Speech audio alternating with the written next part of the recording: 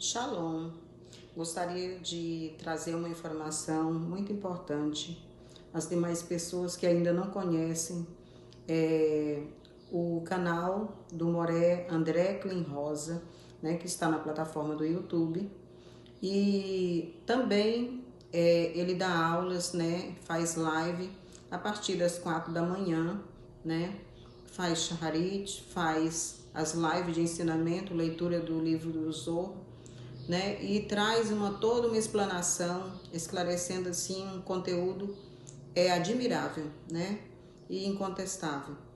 Conhecimento esse que eu não tinha, né, eu e meu esposo já acompanhamos há algum tempo e estamos maravilhados com tudo que nós temos recebido. Então, dentro desses conhecimentos, o Moré André Clean Rosa, que é um professor, né? Moré é professor, ele é astrólogo, é cabalista, né? Tem um conhecimento profundo da Torá e tudo é de acordo com os ensinamentos da Torá, né? Nada é depravado, nada de má procedência, é tudo de muita qualidade, com muita precisão. Ele tem um conhecimento profundo, fala com muita propriedade de tudo aquilo que é tratado.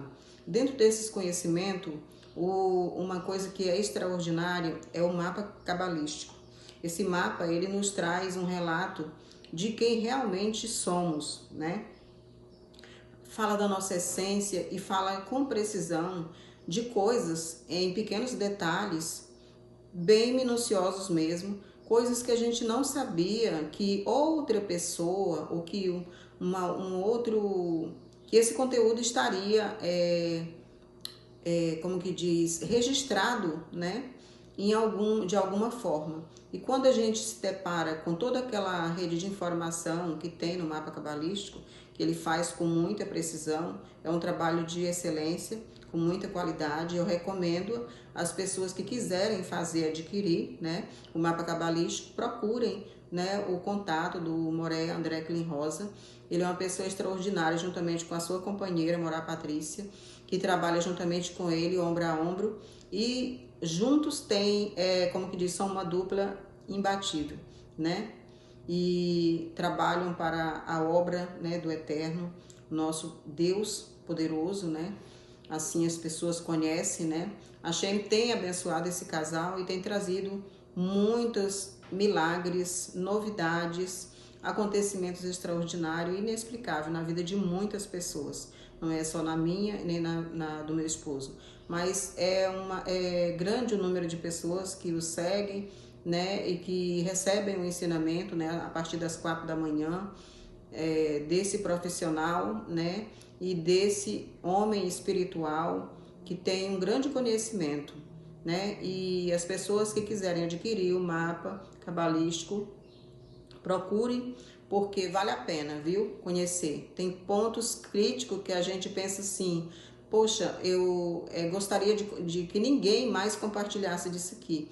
Só que a gente vê que realmente é tudo muito verídico, mas nós não somos obrigados a cumprir aquilo que está lá escrito, porque nós temos a Torá, que é uma bússola orientadora, que nos conduz para o caminho certo, né? Aquilo que não é para o bem, que não é construtivo, que não vai me promover para o bem, então eu posso evitar através do mapa. O mapa serve para isso, viu? Para nos conduzir a um lugar determinado, a um tesouro.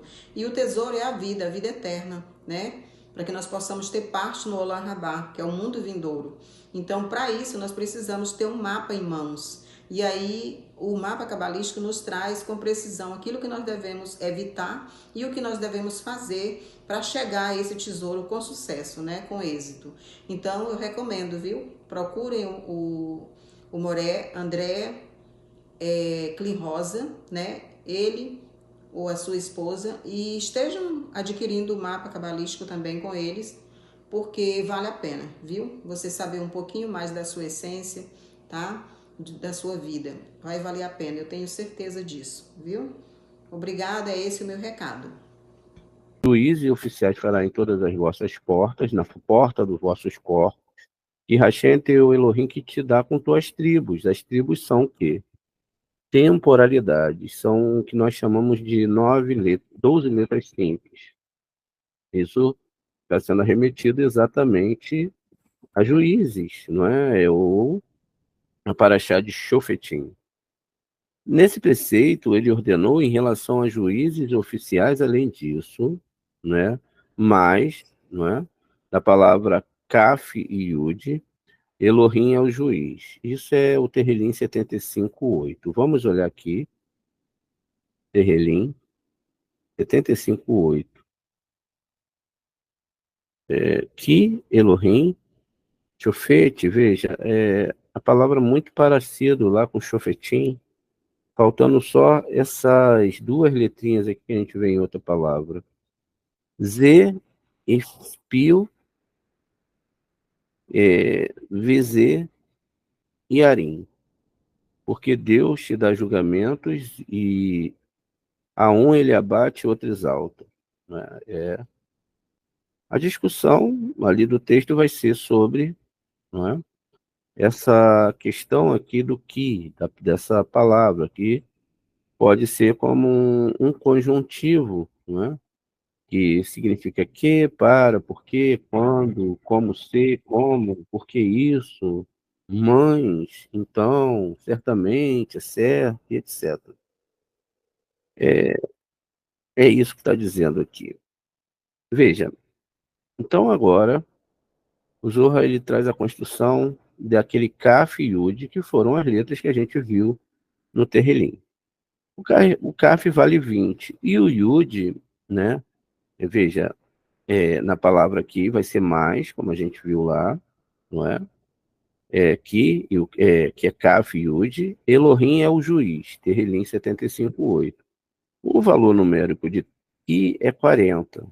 E você levar em conta que Yud, em sua ortografia completa, é igual a 20, e Kaf 20 para um total de 40. Depois disso, Elohim é o juiz. Ele coloca um rei, no nome Yud Rei Vav Rei, faz um nome e monta, né, outro aqui, que é Yud Rei Vav Rei. Perceba, então, que o que está sendo ensinado aqui para gente é que, de fato, o CAF é 20 e que o Yud aqui também vale 20. E como poderia isso acontecer? Aqui nós teremos que usar uma forma de gematria, não é? Qual seria essa forma de gematria? Veja, CAF e o Yud. Na palavra aqui, que a gente vai escrever aqui, como está lá no texto, ela vai criar então aqui CAF, CAF e Yud. E aí, a gente sabe aqui que o CAF, na verdade, ele é de fato o número 20 e o Yud, de fato, é o número 10. Então, como isso daria, não é? Como complica essa questão? Se um é 20 e outro é 10. Então, ele propõe que o Yud, quando escrito extenso, realmente ele não é 10, ele é 20. Por quê? Agora, eu teria aqui um Yud, um Vav e um Dalet.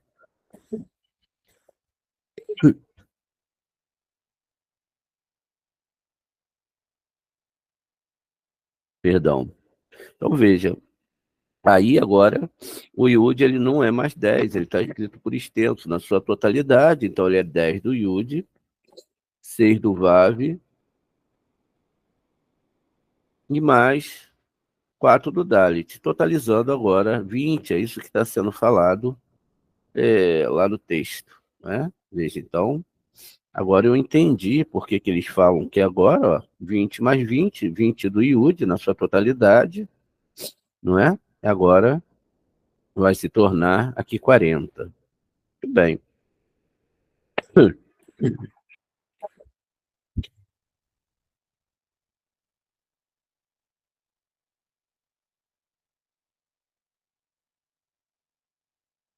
Perdão, gente, a tosse está atacando aqui.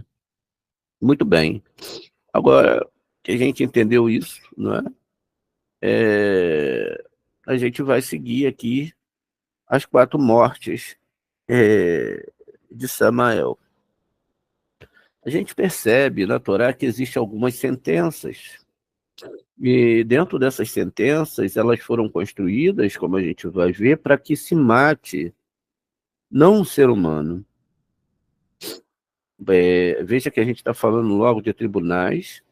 A ideia era que o tribunal sentenciava alguém a apedrejamento, enforcamento, afogamento ou até queima, não é? A queima de um ser humano. O não entendimento disso fez com que a igreja, pegando aquilo que eles tanto condenavam, não é, no seu livro, quando lá se encontra uma mulher que era adúltera, e aí se escreve lá no chão, era uma coisa complicada, porque o chão ali é todo de pedra, não sei como se escreveria ali no chão todo de pedra, não é? E diz que aquele que não tivesse pecado tirasse aqui a primeira pedra e foram saindo todos. A ideia ali é levar o povo judeu a ser um povo bárbaro, ou seja, qualquer coisa que quebrasse aquilo que eles acreditavam, a pessoa já era apedrejada, já era morta. Há também ali uma quebra total de Torá,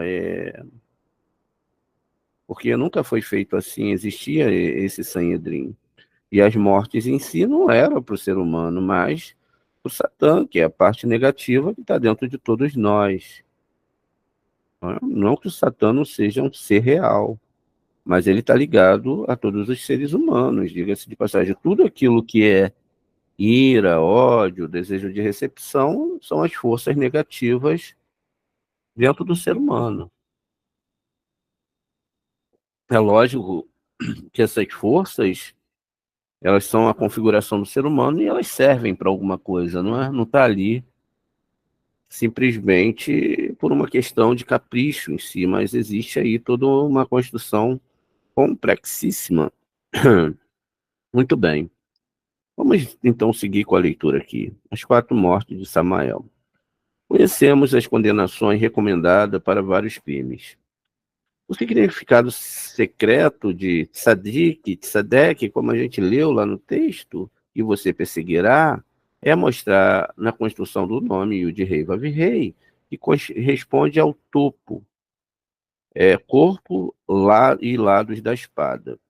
Lemos aqui nesse acordo, ou no acordão do Tribunal Superior, e no acordão do Tribunal aqui no mundo, disse que a bainha da espada da justiça é o nome Adonai. E vemos a relevância para as 18 graças da oração, que é recitada em pé. Veja, aqui a gente está vendo sobre essas 18 rezas, não é? Esse acordão que existe, não é? Essa questão dessa construção, não é? A Tribunal Superior e do Tribunal aqui no mundo. Diz que a Baía da Espada é Justiça é o nome Adonai. A gente já vai construir isso com vocês. E vemos a relevância para as 18 graças da oração que é recitada em pé. Lemos que Samael deve ser condenado pela espada, porque ele é o ministro-chefe de Edom, acima. E o texto fala sobre o estrangulamento, apedrejamento de Samael e da serpente também. O nome Yud-Rei Vav-Rei é dito ser a morte de Samael e a serpente, e vida para os filhos de Israel. Aqui lemos sobre a queima de Samael e somos levados a ver como nosso corpo são a árvore que são o combustível, e como a luz dentro de nós permite incinerar Samael através da sabedoria superior. Quando o fogo da exaltação se resume à lenha da oferta sacrificial, qualquer estrangeiro que se aproxime será queimado no fogo. O Zohar, então, continua aqui. O preceito seguinte é punir com espada, com estrangulamento, com apedrejamento e com fogo. A quem você pune com a espada? Ele responde, Samael, veja, não é nenhum ser humano, como fizeram aí na história. Como está escrito, porque minha espada assentada no céu, né?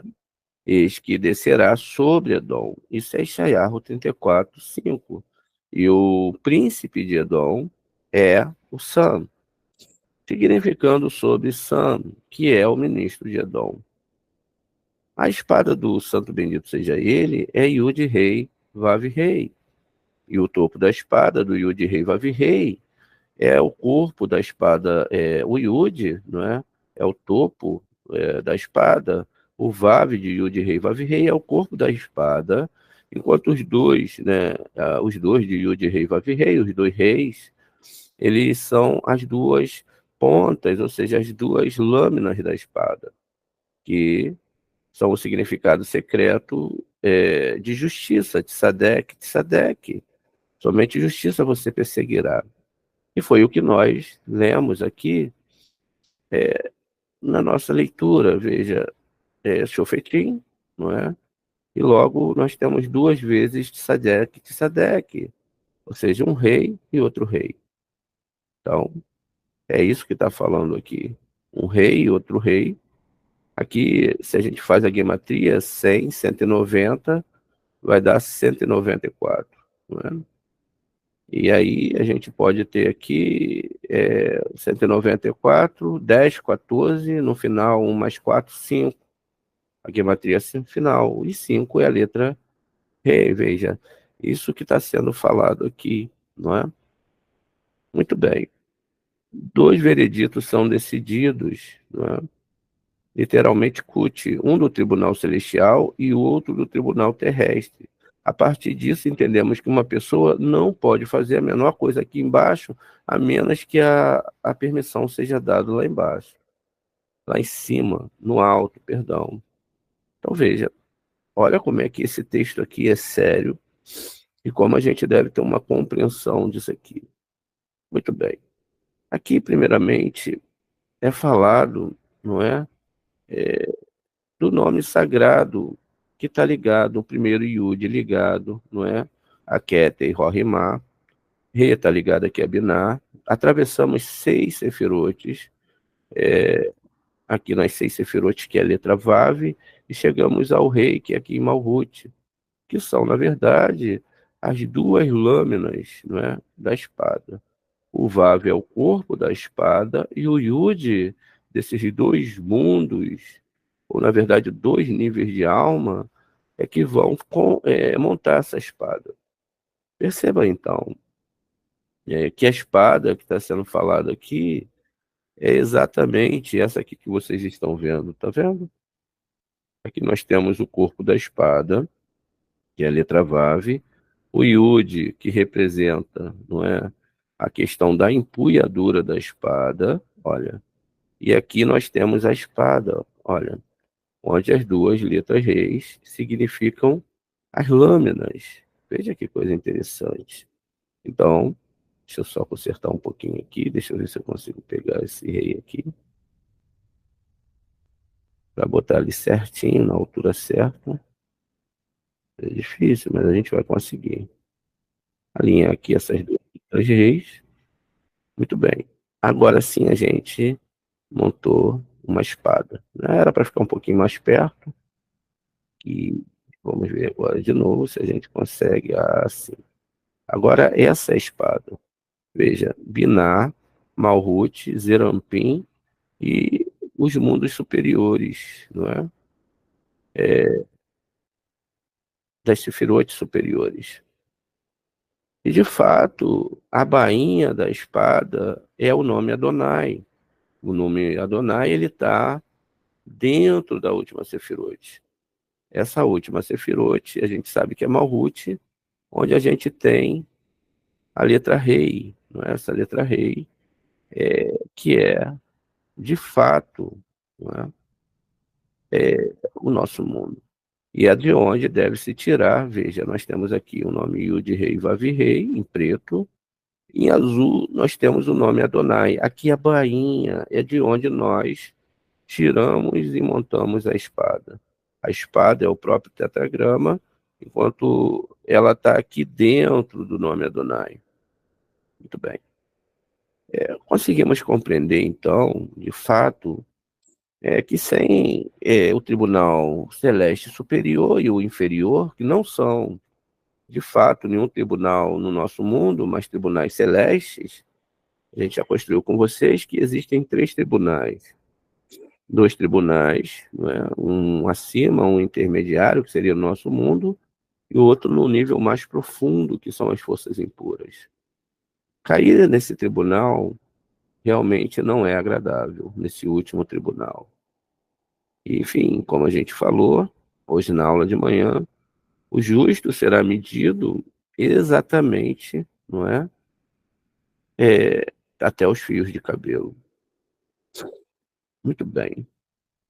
A gente vê aqui então que a bainha da espada, o recipiente onde a espada está escondida, é o nome Adonai. Lá em Adonai encontram-se as letras do acordão, que em Adonai estão as letras Aleph e Din. E isso significa que Aleph e Din, não é? Aleph é o próprio eterno e Din é juízo. E na leitura do Shema está o significado secreto de Yud Rei Vav Rei, que é a espada do santo bendito seja ele, como mencionado acima. Sobre isso está escrito: os altos louvores de Elohim em sua garganta e uma espada de 2 gumes em sua mão. Terelim 149:6. Isso significa que toda vez que eu vejo que alguém puxou uma espada, que alguém puxou uma lança, como foi no caso de Pinhas, eu estou trazendo aqui uma metáfora sobre uma espada que não é matar as pessoas. Por qualquer situação que eu tire uma vida, e a minha vida vai ser tirada em algum momento. Então, isso não pode nem passar pela minha cabeça. Vocês podem até falar ou pensar diferente. Tem uma parte na Torá que diz que se um homem foi cortar madeira e ele está cortando lenha, e a massa do seu machado foge do machado e atinge a outra pessoa e a mata, então essa pessoa fica sob o aspecto de julgamento da família e tem o desejo de tirar a vida dessa pessoa. Isso se chama os vingadores de sangue. Essa pessoa que então cometeu esse erro e que estava destinado por alguma coisa muito ruim a matar essa pessoa, mesmo que acidentalmente, foge para uma cidade de refúgio. A gente sabe que existem 6 cidades de refúgios, e são chamadas ali de Zerampim, Hesed, Gevurah, Tiferet, Netzahod e Sod. Mas no Midrashim diz que ele fica sobre o aspecto do Cohen daquela cidade. Enquanto esse Cohen estiver vivo, ele não pode sair da cidade, porque aí o Vingador de Sangue pode matá-lo. Depois que o Cohen morre, ele então pode sair, os Vingadores de Sangue não podem mais matá-lo. Nós lemos algo hoje de manhã que dá para se tirar uma base muito profunda sobre isso. Diz que os justos, eles estão estudando a Torá para abençoar o mundo, todo mundo, não é? Os justos, então quem traz é a vida para esse mundo. Não é o pastor, não é o padre, não é campanha de igreja, não é nada disso. O que traz é o estudo da Torá através de um justo. Aprendemos que ser justo, tzadik, existem níveis, assim como para se rachar existem níveis. Mas a maioria são bionis, pessoas simples e normais. O Bionic que está sendo falado ali é aqueles que estudam a Torá. E a situação que não fica entendida, se não for feita uma análise profunda, é por que fugir para essas cidades de refúgio? E o que o Cohen tem a ver com isso? Bem, a ideia aqui é que o Cohen ele não foi um exímio estudante de Torá e que ele, de fato, não conseguiu produzir, através dos estudos com aquele aluno ou com aquela pessoa que estava sobre o aspecto daquele Cohen, de conseguir tirá-lo ou tirar das mãos dele aquela maldição de que outra pessoa morreria na mão dele. Como essas construções desses tribunais celestes são muito bem alinhavadas, em cima de leis e regras muito sérias, a coisa fica complexíssima. Por isso, hoje, nós podemos ver também, na história de Gansu Letová, ele tinha um acerto para fazer em questões ligadas àquilo que ele havia errado no passado. E mesmo que a integridade dele fosse muito alta, ele foi Ló em outra reencarnação e acabou participando em Sodoma e Gomorra da morte de outras pessoas. Agora que ele vem como um tzadik e chega com a carroça cheia de alimentos, por uma questão que não é entendido, mas foi julgado pelos tribunais celestes, aquele homem morreria. A morte daquele homem traria um dissabor dentro de Gansu Letová. Mas ao mesmo tempo que isso acontece, é trazido para ele a sorte de ser castigado e pagar aquele erro que tinha ficado no passado, fazendo com que não haja mais acusações pelo lado do Samael ou da serpente em relação a ele. Aqui a gente para e devemos fazer uma análise muito profunda e séria dentro desses aspectos. Muitas vezes, como a gente disse de manhã, as pessoas chegam, ao invés de querer consertar o seu masal, para querer cura, uma mudança de 360 graus. E, de fato, a possibilidade disso acontecer são inúmeras, dependendo da intencionalidade da pessoa.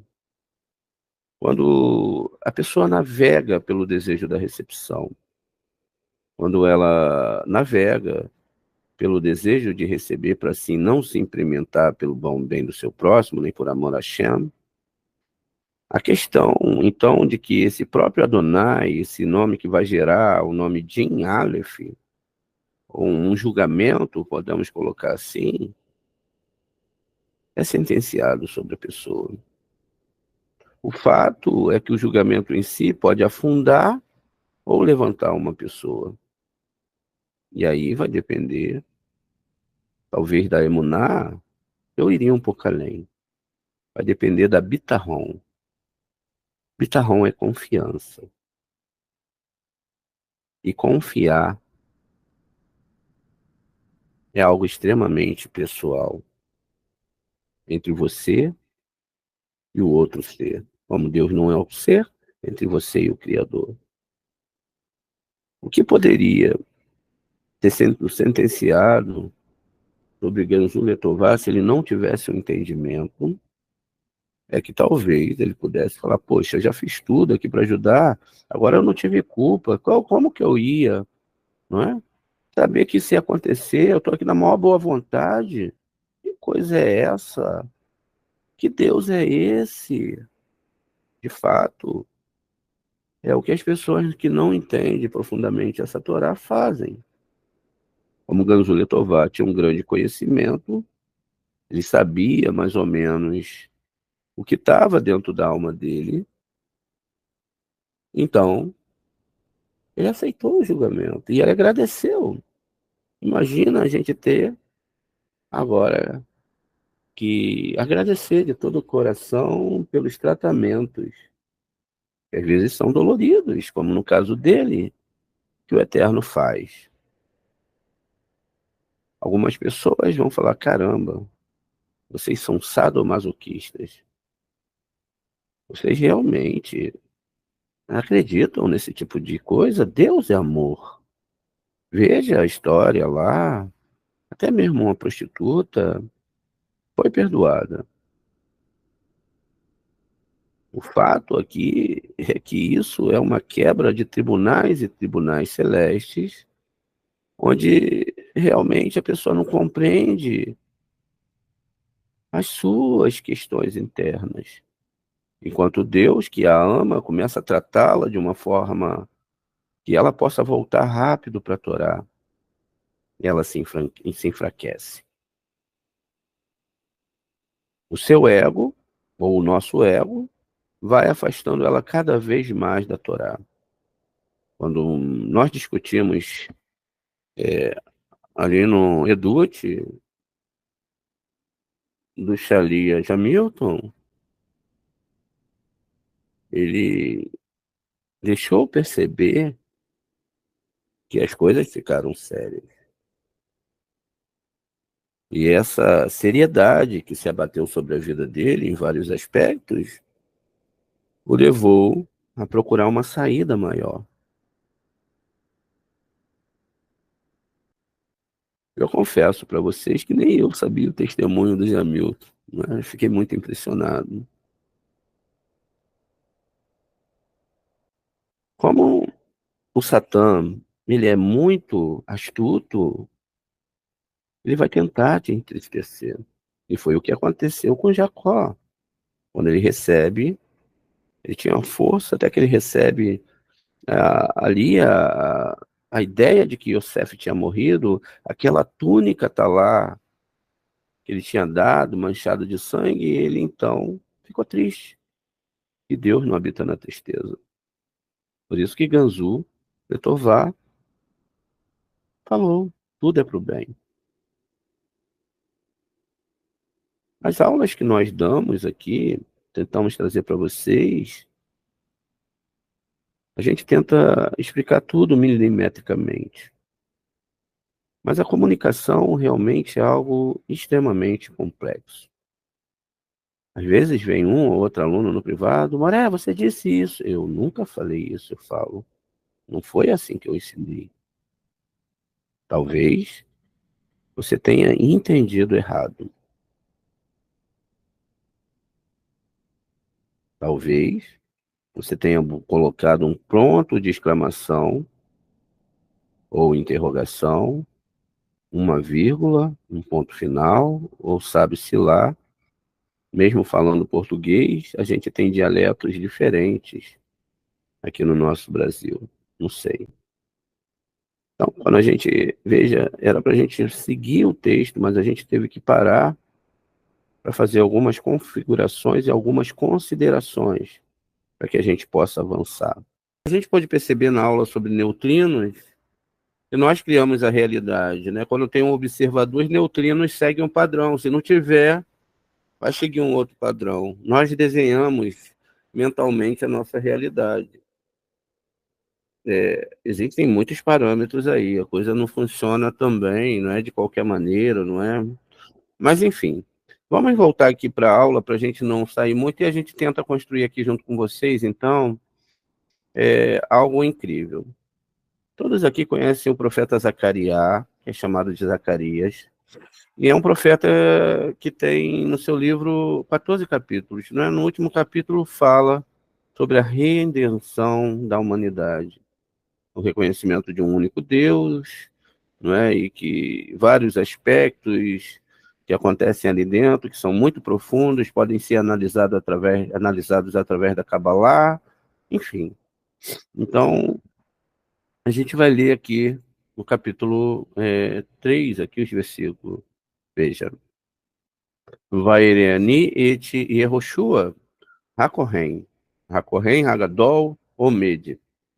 Definei Melear Adonai Ve Ha Satan. Omer al Iminor, Lechatenor. Foi-me mostrado ainda Josué, o sumo sacerdote, do anjo de Deus, ou seja, que era o acusador.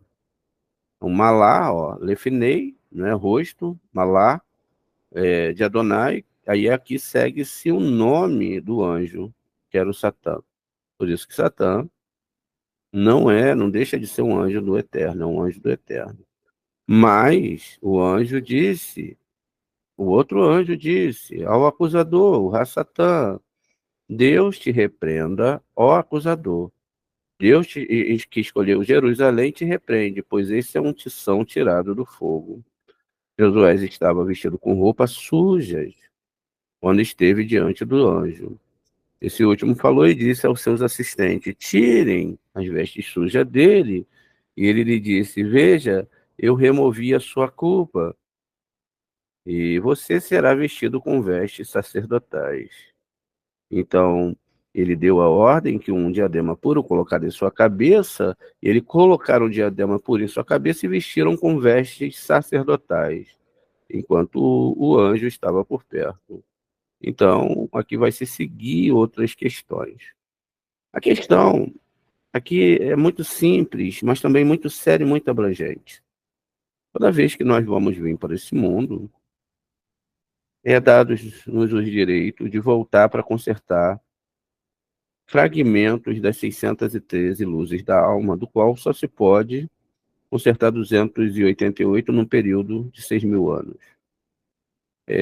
A temporalidade, os tempos apontados, não não foram possíveis ainda para oferecer por o homem o conserto de todos os fragmentos. Por isso, na primeira era, não tinha Torá como se conhecia, depois que foi dada ali no Monte Sinai, depois foi dada no Monte Sinai, e no ano de 1995, a Torá tinha que se apresentar com a nova roupagem para a nova formação masalótica daquela era de Aquários.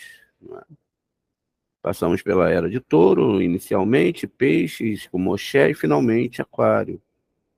Perceba então que o assunto aqui, agora voltando, era o seguinte: Yehoshua, um Kohen Gadol, era alguém, né, num primeiro nível aqui, é, que estava sendo acusado pela sujeira que existia em suas vestimentas espirituais.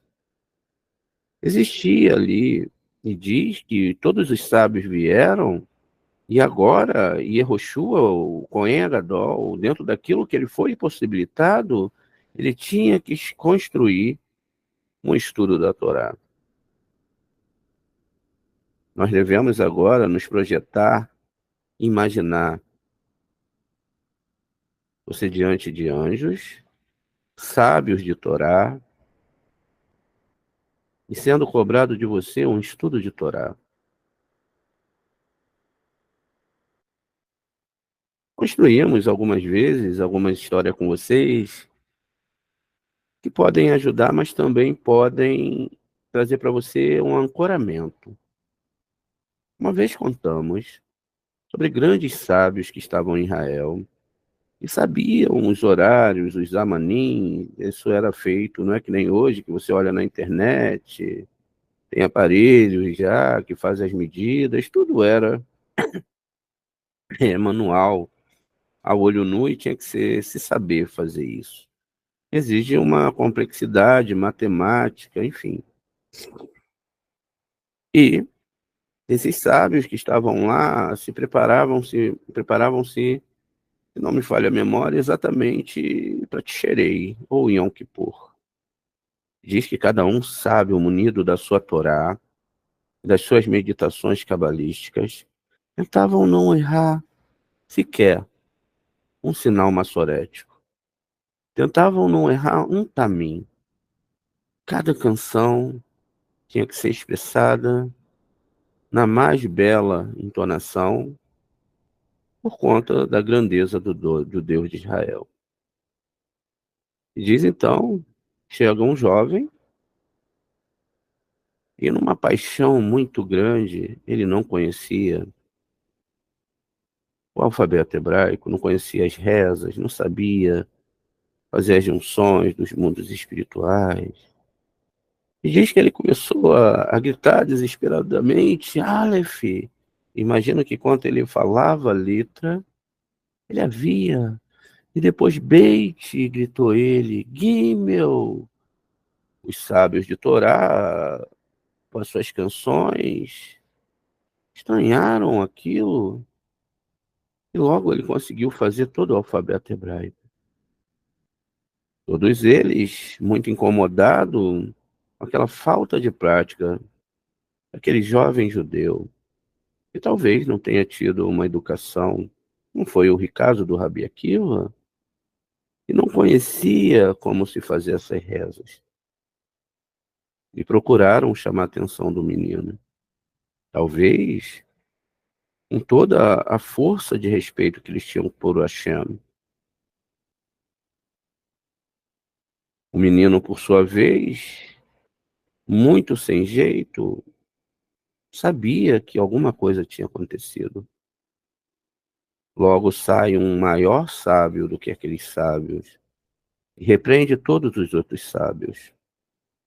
E falou: quem foi que repetiu o alfabeto hebraico aqui? Porque enquanto eu estava lá dentro, a luz da reza dessa pessoa tirou uma grande condenação que aconteceria sobre a nossa comunidade. E aí, ele vendo que era a pessoa que eles chamavam a atenção, a reza sincera daquele jovem trouxe alívio naquele momento. De fato, é uma história muito bonita, mas que não deve ser ancorada. É lógico com o fato de que esse menino conseguiu essa proeza, ele começou a estudar mais intensamente. Até que agora, com o simples falar do alfabeto hebraico de uma forma acidental, mas muito apaixonada, ele conseguiu chegar àquele nível. Então ele intensificou os seus estudos e foi um grande sábio de Israel. A história, então, agora se cumpre aqui novamente. Então ele estava lá, talvez aquele jovem que sabia falar o Aleph Beit completo. O fato é que todos nós será pedida essa Torá. Almas e almas vão pedir essa Torá. A importância da Torá é que ela pode tirar até as almas do Guerrinom. E existe alguns ritos de sepultamentos que não tem, para cabala, muitas questões, não é? Porque, na verdade, depois que a pessoa morre, segue-se o juramento. Ela vai ter que passar por essas coisas. Aqueles que estudaram a Torá passaram pelos seus níveis, a literal, vão ter uma grande surpresa. Se empenharam em passar um dia fazendo uma ralá, indo comprar um vinho kosher, pegando uma velinha bonitinha de cera e acendendo.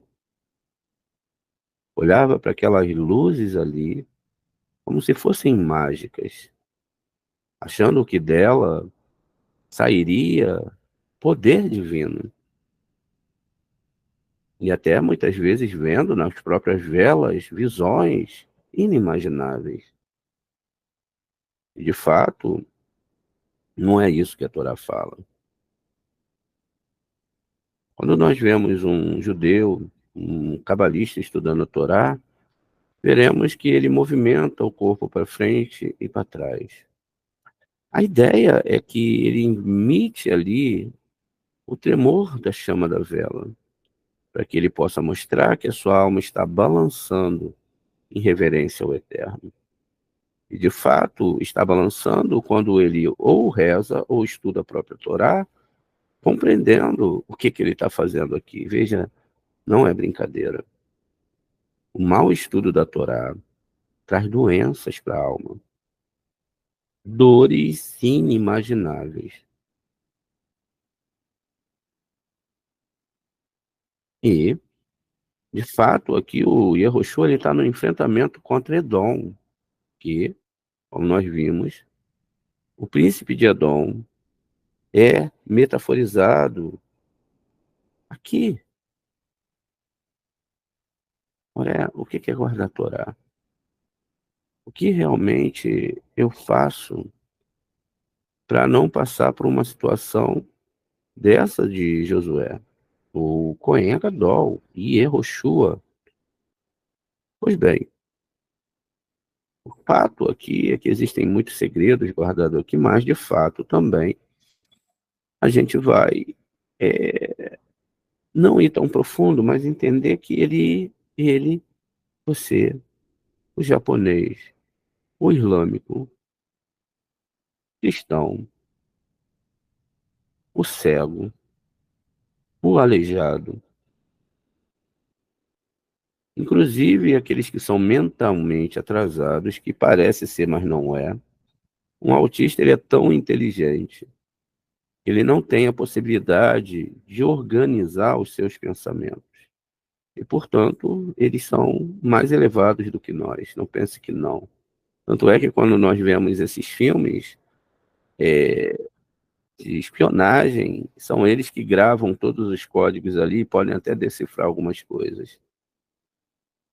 Temos um filme chamado Uma Mente Brilhante. Eu conheço grandes homens que são autistas. Perceba, então, que tudo que você vai ter que apresentar do outro lado é a Torá.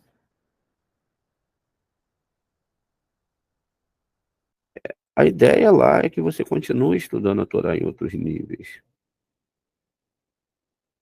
E que o estudo da Torá também sirva para consertar a sua alma. Apesar, como nós dissemos, de não ser uma varinha mágica, existem estágios, momentos bons e ruins,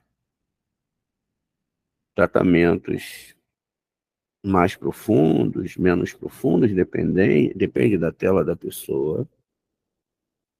O fato é que o que vai ser pedido é o estudo da Torá, as intenções. E o fato também é que muita gente nem vai saber o que é isso. Não porque não existiu a possibilidade dela entender a Torá, mas toda vez que ela foi procurar Deus, foi para resolver um problema. Desemprego, saúde, etc. Mas nunca observaram que a proeminência da Torá está no seu estudo. As meditações cabalistas também são importantíssimas.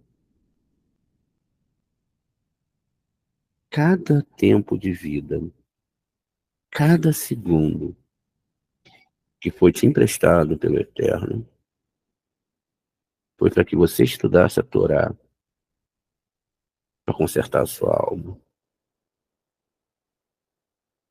A falsa impressão é que quando chegarmos do outro lado, vai ser perguntado: você sabe fazer uma halá?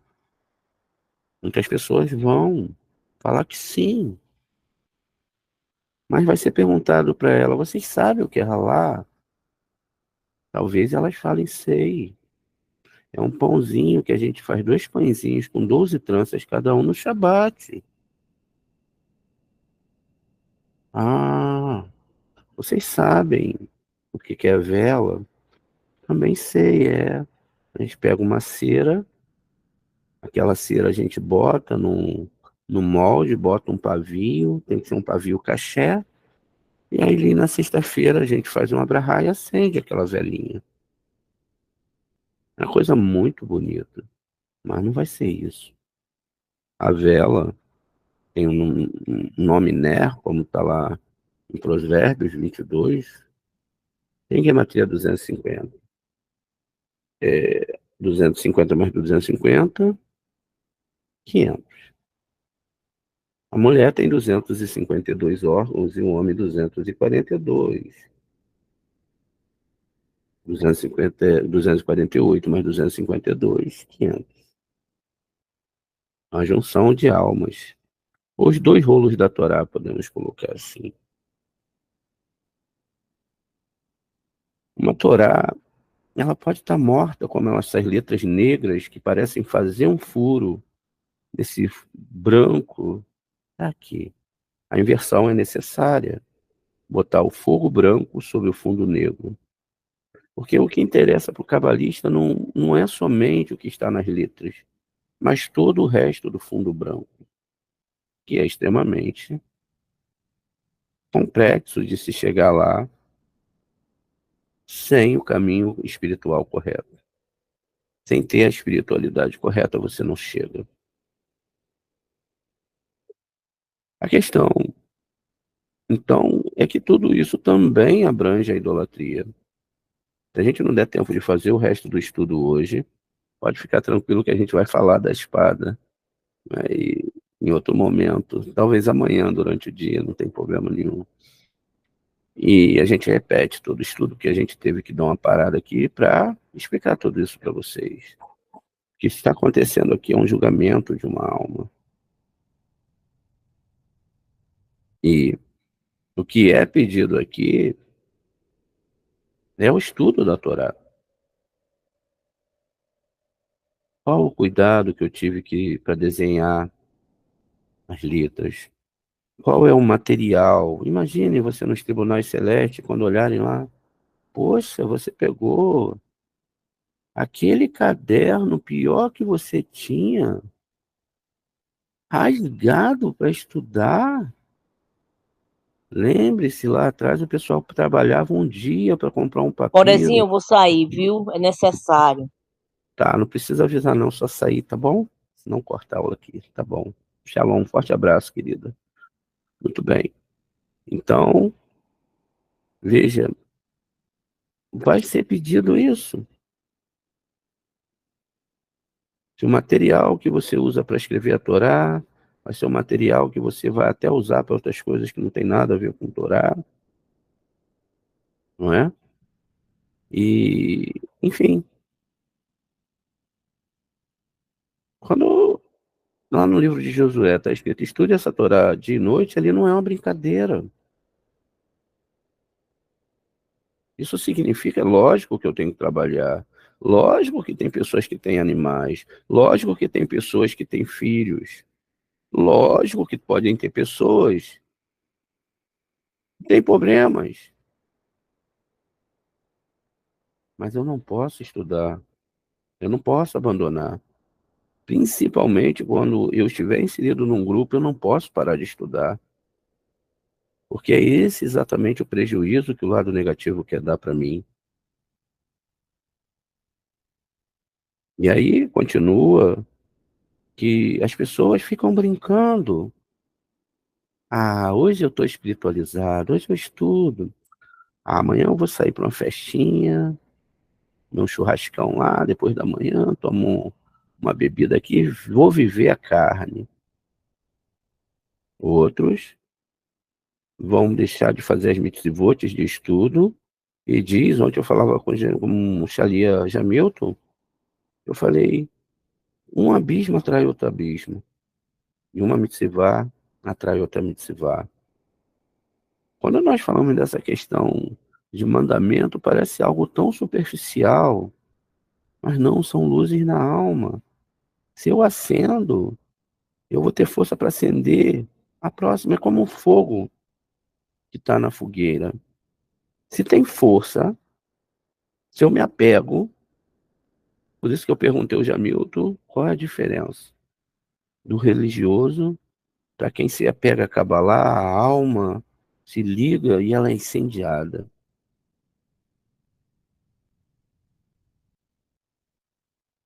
E a pessoa começa, então, como o Enio falou, outros alunos falam, a ter experiências espirituais. E aí a gente deve fazer uma outra construção. Por que que Israel está nesse processo de ticunins vários e vários tempos para sair da idolatria. Tem vídeos de reencarnações no nosso grupo, principalmente o de Aharon, que fala sobre essa questão codificada dentro da Torá. Idolatria. Idolatria revelada, idolatria não revelada, aspectos internos de não confiança total em Hashem. Fé é boa, não vamos dizer que não é a fé que se fala, emuná. Essa emuná ela é boa, ela te leva a querer acreditar ou acreditar em uma coisa. Bitahon é diferente. É confiar, não só aqui, mas confiar principalmente do outro lado.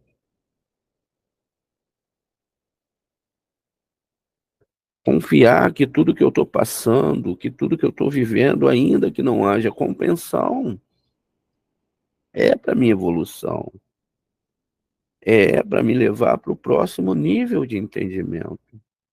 E aí, como eu disse, eu posso reclamar, posso tentar rezar e agradecer o Eterno e falar, não, realmente eu tenho que agora me policiar, ver o que está acontecendo dentro de mim, medir cada um dos meus sentimentos, pensamentos, o que eu vou fazer, por que eu vou fazer, e ir limpando pouco a pouco, o que demora.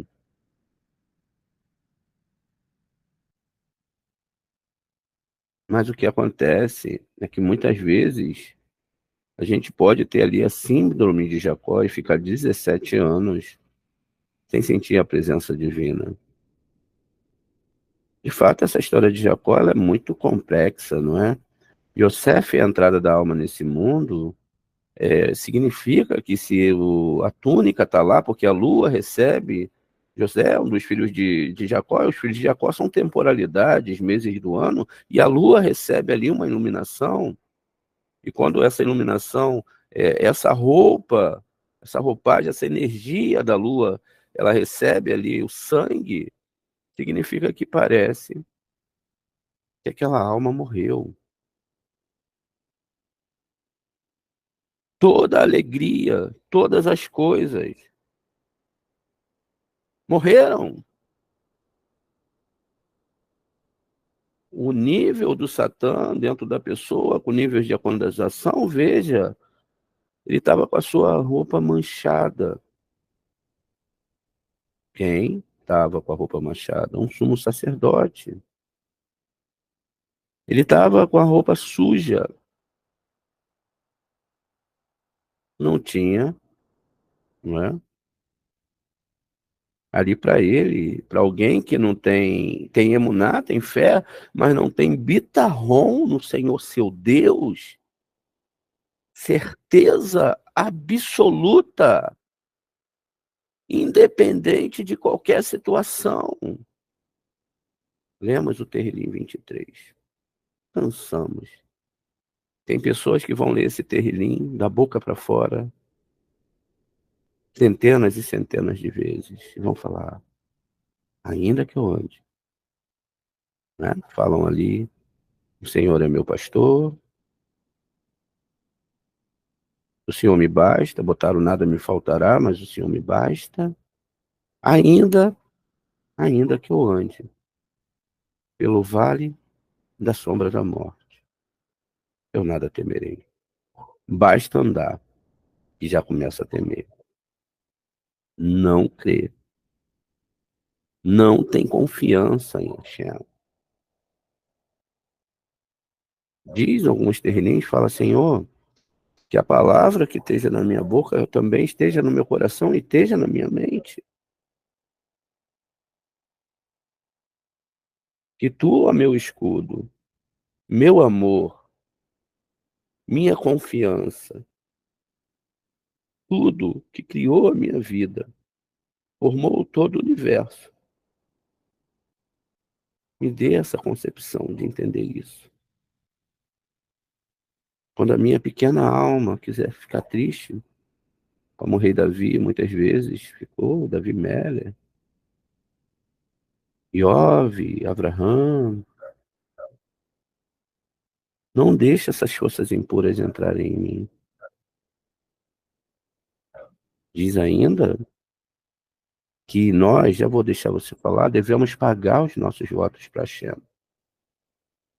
Lá na Torá está dito que quando uma pessoa recebia um milagre, então ela levava o animal para agradecer a Hashem. É metafórico. Quando nós pedimos os alunos, contem, traga o seu agradecimento para Hashem.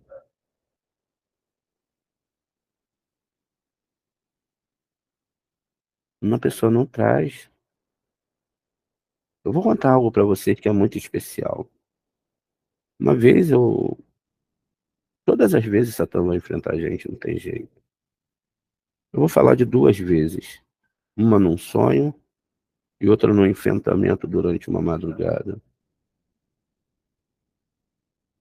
Um dia, de madrugada, eu estava ali uns dias brigando com o Satã, que ele ataca a sua mente, querendo botar dúvida sobre a Torá. Isso acontece com todos. E foi me perguntado, né, quem é você para ensinar essa Torá? Você acha que essa Torá está mudando a vida de alguém?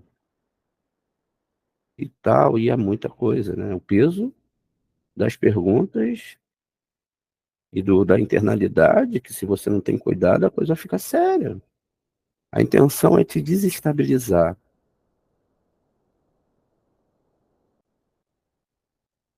E eu fiquei bem abalado, não vou ser mentiroso. Falei, caramba, as perguntas estão. Será que os shiurins estão servindo para ajudar as pessoas? Será? E tem muitos serais? Então, nesse dia, eu não sei como, acho que uma pessoa falou comigo no privado, no dia anterior, e aí veio perguntar sobre mapa e etc. E eu, lembrando daquele rosto de algum lugar, falei, pô, eu conheço essa pessoa, mas da onde? Esse rosto não é estranho. Mas como eu já andei, já conheci muitas pessoas, eu liguei para a pessoa. E aí, o que eu ouvi daquela pessoa, né, foi algo que eu precisava ouvir naquele momento. Porque a intensidade do golpe que estava sendo dado ali em mim era o mesmo que está sendo dado aqui. Quem veio acusar foi o Satã. E não é por conta da titularidade, mas essa pessoa, eu já tinha sonhado com ela, e ela tinha vários títulos de doutorado, acho que, sei lá, pelo que eu contei, pelo menos aí, sei lá, muitos, uns 20, sei lá, não sei explicar quantos, 10, claro, não sei. E ela começou a falar que tinha começado a ver a aula há uns 2, 3 dias atrás. E essa pessoa conhecia rabinos em Israel, conhecia todo tipo de judaísmo messiânico, líderes. E ela falou, Moré, você não sabe. Eu não tô sendo arrogante, tá, gente? Não tô. Eu não me acho realmente. Mas ela falou para mim, olha como que a resposta veio. O senhor não sabe o tamanho da sua alma. Eu arregalei os olhos, eu falei, caramba, chorei. E ela foi falando ali coisas, eu e meu marido estamos maravilhados com a sua aula. E eu, rapaz, eu fiquei muito feliz, porque às vezes parece que a gente está aqui, eu quero que todo mundo veja minhas aulas. Não, não é isso. Se estiver fazendo bem para uma pessoa, tá ótimo. Mas Maria, nunca ninguém falou, muitas pessoas. Veja essa senhora, juntamente com o marido dela. e começaram a estudar. Ele continua hoje estudando com a gente. Foi uma parte principal ali naquele momento. Eu não sei o que aconteceria se não houvesse. Deus mandaria algum tipo de socorro, lógico. A outra vez foi em um sonho.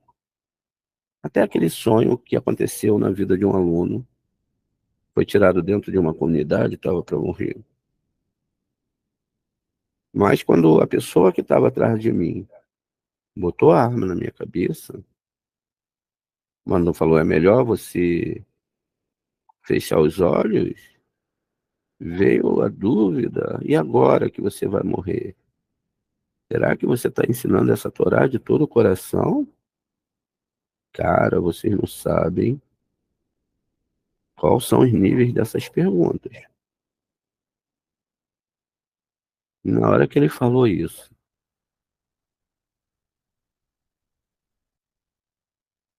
eu já tinha tido um sonho anterior a isso também.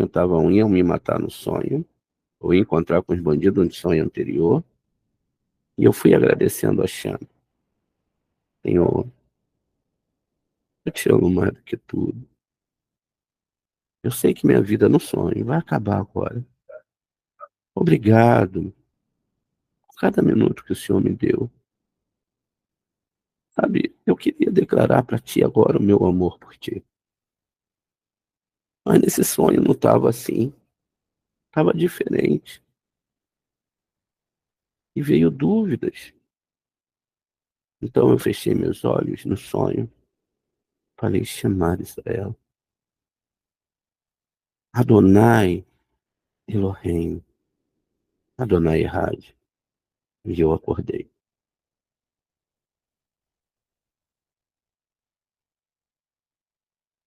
E essa guerra, tanto de amar, às vezes não amar, às vezes reclamar, às vezes não entender, às vezes falar que ama, ou talvez fazer a proposta que Davi fez para o Eterno: teste o meu coração,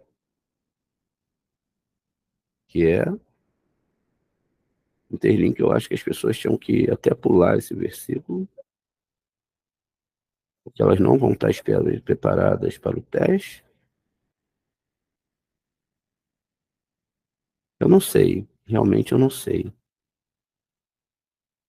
como a minha Torá vai estar do outro lado, mas eu sei, eu não dediquei 5% da minha vida, 5% do meu dinheiro, eu dei tudo para a Shem, tudo. E ainda acho que é muito pouco. Então, nós temos que fazer isso. É idolatria, tudo isso é idolatria, falta de confiança, dúvidas, que é colocado pelo mal. Ah, mas não é culpa minha. É o quanto você não tem bitarrom, confiança. Imagine se você estivesse dentro daquele avião da Chapecó, que caiu com várias pessoas, e você ali estivesse nos últimos minutos da sua vida. Um dia esse momento vai chegar, e você achar: agora eu morri. Quais serão as últimas palavras? Eu pedi a Shem, as últimas palavras da minha vida sejam chamar. Mas o chamar como um sacrifício pessoal, de uma forma que eu nunca pude fazer. E seja um chamar com tanto amor, com tanto amor. Não aquele chamar que às vezes a gente faz de forma automática. Talvez o chamar como aquele Aleph Beit que foi falado. Que toda a nossa intencionalidade seja para entender isso. E se lá chegarmos assim, ainda que nossas roupas estejam sujas, poderá ser que uma nova roupagem, uma nova reencarnação, uma vida mais fácil seja dada. Nós estamos acostumados a achar que controlamos. Estamos preocupados se nós morrermos, o que vai ser de fulano de tal. Se eu perder tal emprego, ou se eu ficar doente amanhã. Pais que morreram a vida toda, trabalharam pelos filhos, nem vão fazer partes das rosas de conversas da família, raramente vão falar. É verdade, todos irão se adequar.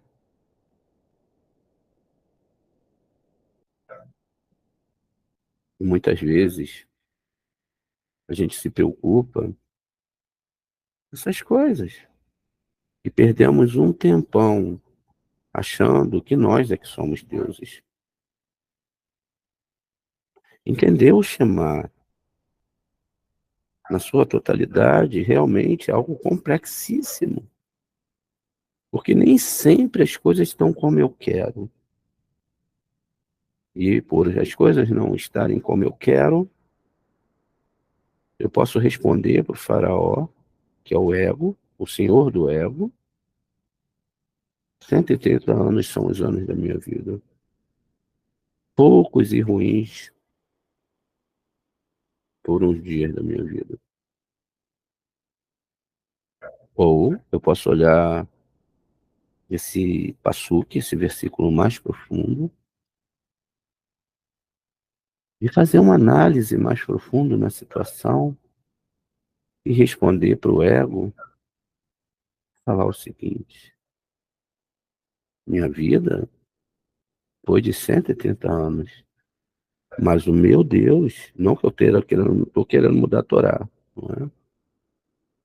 Ele me deu o suficiente para que eu pudesse fazer a minha missão, como a gente leu no texto. Nada pode acontecer aqui, nada sem ser julgado. E nós, como seres humanos, as sefirotes emocionais, que são as 7 inferiores, com as 3 intelectuais, que são acima, ligado com o nosso corpo,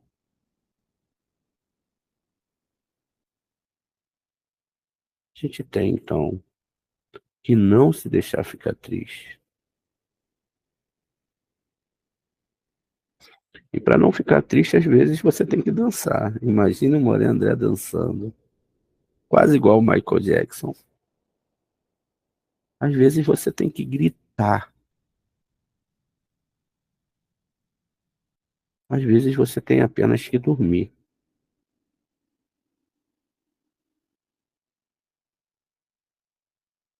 Mas, se você dançar, dance para o rei. Se você gritar, grite para o rei. E se você dormir, durma para o rei. Mas peça a ele uma coisa: Hashem, faz a minha alma se pegar a tua Torá. Por favor, não deixe eu desistir. Eu sei que eu não tenho capacidade nenhuma. Não sou um sábio de Torá, não sou um tzadik, não sou humilde. Fala para ele: mas tu és o meu único tesouro. Para onde eu irei além de ti? Para onde a minha alma irá? Coloca a tua atenção em mim, no meu coração, e me faz apegar a tua Torá com todas as forças da minha alma.